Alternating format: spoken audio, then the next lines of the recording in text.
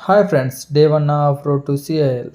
Early morning లేసి సబ్జా గింజలు అయితే మార్నింగ్ ఒక 1 గ్లాస్ అయితే తాగేస్తాం. దీని యూజెస్ ఏందో మీకు లాస్ట్లో చెప్తాను. అండ్ మన బ్రేక్ఫాస్ట్లో 3 హోల్ రోటెడ్ బ్రెడ్ అయితే తీసేసుకున్నాం. మనకు టైం లేదు డ్యూటీకి వెళ్ళే టైంలో, అందుకే కార్లోనే మన బ్రేక్ఫాస్ట్ అయితే కంప్లీట్ చేసేసాం. ఆ తర్వాత డ్యూటీకి అయితే వెళ్ళిపోయాం. ఇది మన మైండ్ చూడండి, ఆర్కేఎన్టీ అండ్ మన మైండ్కి వెళ్ళే రూట్.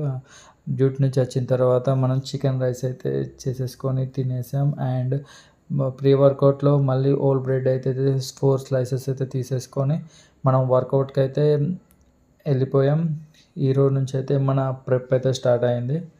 మీకు సబ్జా రైస్ వల్ల యూజెస్ ఏందో చెప్తున్నాను కదా. సబ్జా రైస్ అనేది చాలా యూజెస్ ఉంటాయి. ఇది మన జీర్ణక్రియను ఎక్కువ ఇంప్రూవ్ చేస్తుంది. అండ్లో ఇందులో ఫైబర్ ఉండడం వల్ల మనకు మోషన్ అనేది ఫ్రీగా ఉంటుంది.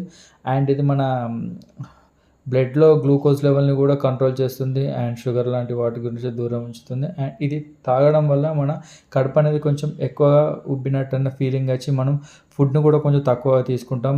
తద్వారా మనకు వెయిట్ లాస్లో కూడా చాలా యూజెస్ అయితే ఉంటుంది. ఆఫ్టర్ వర్కౌట్ అయితే మన బాడీ కండిషన్ అయితే ఇది కొంచెం లీన్గానే అయితే కనిపిస్తుంది. పంప్ ఎక్కువగా అనిపించలేదు. బట్ ఈరోజు నుంచే స్టార్ట్ చేసాం కదా, ఓవరాల్ మన వర్కౌట్ మన ప్రెప్ కంప్లీట్ అయిపోయేటప్పటికి మన బాడీ అయితే గుడ్ కండిషన్కి అయితే వచ్చేస్తుంది. బ్యాక్ కండిషన్ మాత్రం ఓకే, బెటర్గా ఉంది. ఆ తర్వాత అక్కడనే 1 స్కూప్ ఆఫ్ క్రియేటిన్ తీసేసుకొని ఇంటికి అయితే వచ్చేసాం.